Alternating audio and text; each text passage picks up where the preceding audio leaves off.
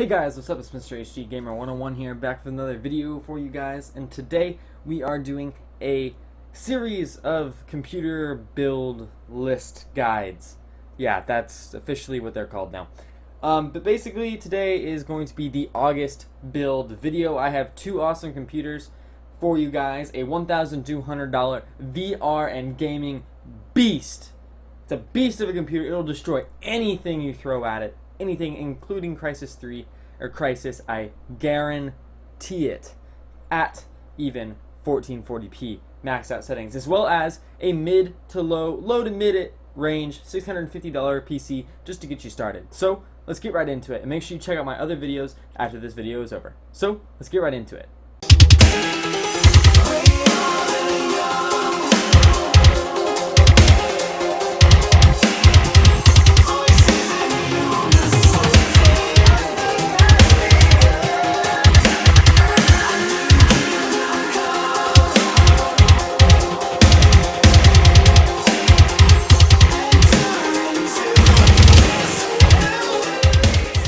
Okay guys, so to start off today, we are starting with the $1,200 gaming PC and VR beast. So let's get right in it.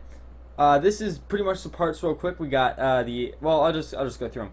So for our processor, we have the Intel Core i5-6600K. It's a 3.5 gigahertz processor. It's a quad core, of course. It is also an overclockable SKU chip, which means we can obviously overclock it. And another thing to note, just in case you are buying this, make sure you get a CPU cooler. I have one here, because these unlocked chips do not come with a CPU cooler in the box, so make sure you get a CPU cooler. And also, this build has a black and white theme to it, as you'll see throughout the video and the parts that are coming up now. So moving on to the CPU cooler, we have the Fantex PHTC12DX_BK. That's a way too long of a name, but basically it's a black and white CPU cooler that is definitely going to get the job done. It's got some great reviews. We got 4 heat pipes in there. It's going to be great. It also comes with 2 fans, or it might just be 1. Nope, it's got 2. That's what I thought. I don't know why I was contradicting myself. It's got 2 fans, so you can have it in a push-pull configuration, so that way you get maximum airflow going through that CPU cooler. So moving on to the motherboard. To stick with the color scheme, I had to get a color neutral board since the black and white boards were really expensive. So for the motherboard, we got an MSI Z170A SLI Plus board. It is an ATX board. We have a bunch of options for stuff on the board. What's really cool is we have 2 16x PCIe lanes right here. Also stainless steel reinforced, which is really awesome. So we can go up to 2-way SLI here. Or is it 3-way? No, I'm pretty sure it's 2-way. There is a third PCIe slot there, but it's only 8x. And for the back, we also have USB 3.1 Type-C connector, 2 USB 2s, 2 USB 3.0s, and Type-A's. And of course, nothing really special on the back of this motherboard. Not even that many USBs, but it'll get the job done for sure. So moving on to the RAM, this is actually some really cool RAM, and I'm going to bring up the Newegg page for it, just because of how awesome this RAM is. So this is the Gill Super Loose 16 gigabyte kit. Sorry, it's a 2x8. So you got 2 DIMMs of 8 gigabytes. It is running at a speed of 2400, so a little bit faster than the 2133 that DDR4 normally runs at. What's super cool about this RAM is obviously it's black and white, but that white isn't just white. Those are actually LEDs that light up. There's no real good pictures here of it. Here you go. So pretend that is white. It basically lights up, and then it also has these levels of indication of how much it's being used, so how much the LEDs are breathing, which is super cool. It's going to look amazing in this case, and we're getting it for only $60. That is insane. So let's move on to the SSD now, where we have a Kingston SSD now. Haha, get it? See what I did there? Sorry, that was awful. It's a V300 series. It's only 120 gigabytes. Basically, this is just for your boot SSD, so you just put your OS on there, which is also not included, by the way, but you can go over to kingwin.com and get like a $30 copy of Windows 10, no problem, not that big of a deal. But this is just a boot drive, nothing else, none of your games, nothing really goes on this drive other than your OS. But moving on to mass storage now, we have a Seagate Barracuda 2 terabyte, 7200 RPM internal hard drive. So we obviously have 2 terabytes worth of storage, not just your normal 1 terabyte. So yeah, we got plenty of mass storage. So moving on to the graphics card now, this is where the big kicker comes in, is the MSI GeForce GTX 1070 Armor Edition graphics card. So of course this is a 1070 with the awesome black and white color scheme with a black PCB to go along with the color scheme of this build. Of course it's got 8 gigabytes of GDDR5, totally VR supported, and here you go if you want to see the video outs.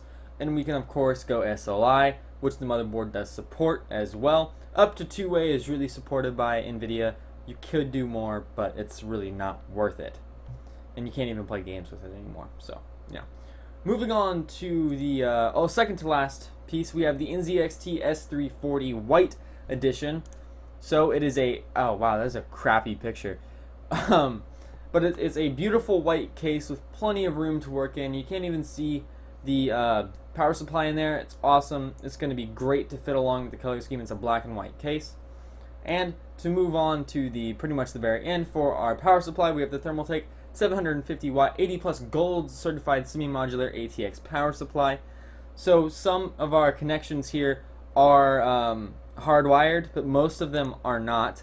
As you can see there, most of them we have options with what you want and don't want to be plugged in, so that way cable management is super clean on the back of this case. And also, of course, we're getting some Arctic Silver for the Fantex CPU cooler, but also to fit with the theme, we are getting a white 24-pin ATX cable extension, a white 8-pin 6+2 PCIe extension for the graphics card. It only takes one 8-pin, as well as a white EPS 12-volt 8-pin extension for the motherboard. Really, the SATA power, you really shouldn't be able to see all that much, so it doesn't really matter if we get white ones of that. I think at that point it would just be a waste of money. So the base total for all of these parts at this moment, the link will also be in the description for both of these builds if you want to buy them, and make sure you tell me in the comments if you do buy them. The base total without any rebates or shipping is $1,179.87, so coming under that $1,200 price point. Now with mail-in rebates, which is a total of $25, and the shipping, the total comes out to $1,156.86. So you have the $2 of shipping on there, and you're looking at a base total of $1,181 approximately. So that's just going to about do it for the $1,200 beast of a gaming computer. VR, totally VR ready. This will destroy any game you put at it in the current generation, and I can almost guarantee any in the coming generation. So let's jump over to the mid-range $650 gaming PC. Okay, now that we're hopped over to the mid-range $650 gaming PC, which is definitely my personal recommendation for somebody who's really trying to stick to a budget. So let's get right into it, starting out with the Intel Core i3-6100. It runs at 3.7 gigahertz. Now this is what's going to get a lot of people when they look at this. They see dual core and they're like, no, nope, can't get this processor, no way, it's going to be crap at gaming, sorry, I'm out. This processor actually has hyper-threading. So yes, you only have 2 physical cores, but you do have a total of 4 threads, which makes it very gaming capacity. Why was I wanting to say capacity? I don't know. It makes it very gaming worthy. It's definitely not going to be anywhere near the i5 or i7 in performance, but you are not going to be bottlenecking many games with this processor. Maybe something that is insanely CPU intensive, but really we're not going to see, and we don't have all that many games. There will be some that will be limiting the graphics card's performance, but not by a lot. I would much rather have this processor in my rig right now than what I have in here right now is with an AMD FX-4300. Absolute crap of a CPU. It is overclocked, but whatever. We're not talking about that. So we have the Intel i3-6100. It runs at 3.7 gigahertz, which is pretty darn fast. You cannot overclock this, unfortunately, but it does turbo up to, I believe it's 3.9 or 4 gigahertz. Yeah, it runs at also 47 watts, so it's pretty low in the wattage department. But I still got a Cooler Master Hyper 212 Evo to keep this processor cool, because it might have a chance, and most of these processors do actually turbo further when you do have proper and much better cooling on there. It comes with thermal paste right there, and actually this is thermal paste that I'm using with my my cooler, so it's plenty fine. Would Arctic Silver make it better a little bit? You're maybe going to see a 1 degree performance difference, but really that's not that big of a deal. So this build also does not really have a color scheme. You can mix and match some parts to make it have a color scheme if you wish. But let's move over to the motherboard, which we have the Gigabyte H170, so not Z170. We're talking an H170 Gaming 3 motherboard. It's got a pretty extensive feature set right here. We can do SLI and Crossfire with this board, which is great. The 2 PCIe 16X slots are also stainless steel reinforced. We have 4 DIMM slots over here ready for memory. It's of course the G1 gaming board with its special amp audio, as well as 2 USB 3 headers right there, and plenty of fan headers, as well as an M.2 SSD slot if in the future we wanted to upgrade to an M.2 SSD. For the rear I/O, we have 2 USB 3.1 Type A and 4 USB 3.0 Type A, and other stuff that you can obviously just look at. So that's basically it for the motherboard. Now let's jump over to the RAM. We have Kingston HyperX Fury Black. This is only 8 gigabytes of their DDR4 memory running at 2133. Nothing special here in the RAM department. Now moving on over to the hard drive, we just have one hard drive, and that is a 1 terabyte Western Digital Caviar Blue 7200 RPM drive. Totally reliable, great drive, nothing else to say. Now here is the real driving force behind this computer, and that is the Zotac GeForce GTX 1060. This is Zotac's mini video card version, so it's quite a bit shorter. It's just the length of the PCB, and it's also only going to take that 6-pin input. And also the thermal output should be greatly reduced. The GTX 1060 has a memory size of about 6 gigabytes. They might release 3 gigabyte versions, but for now the 6 gigabyte version is absolutely amazing. You're never, with this computer, you most likely will never ever be maxing out that 6 gig frame buffer. Trust me on that one, you most likely will not be exceeding that amount. So absolutely great graphics card. This is the main driving force. This will go in great hands with that i3, basically a quad core processor. When you add that hyper-threading in there, the CPU might be a slight bottleneck, but really you are not going to see a drastic performance increase and decrease between that i3 and maybe an i5 6400, 6500. Now moving on to the case, we had the NZXT Source 210 windowed case. So I made sure that you guys have a window in there so you can gaze upon all of the glorious awesomeness of this computer. Pretty darn big window in there. You will see quite a bit of cable